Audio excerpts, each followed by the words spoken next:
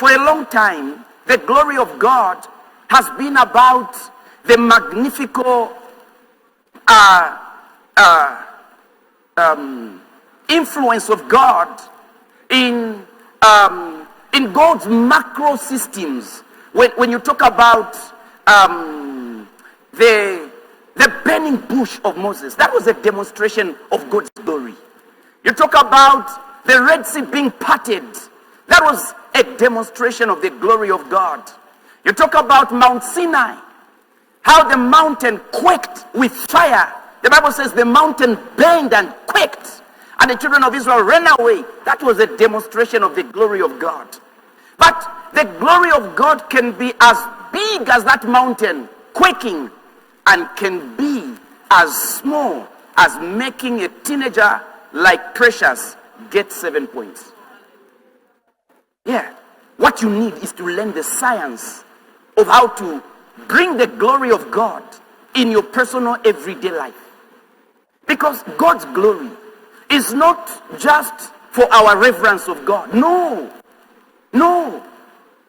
God's glory is not just for us to fear him and say he's a terrible God. He's a great God. Because you've got to know the theory of God's glory. Because the glory of God is more than praising God. The glory of God is more than worshiping God. You see what God describes as his glory in the scriptures.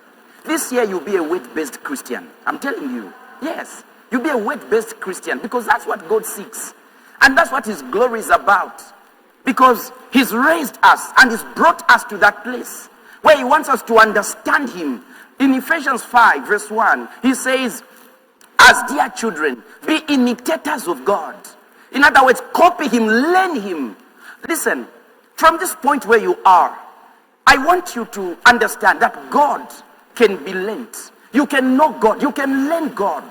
Because God is not mysterious. God is very methodical.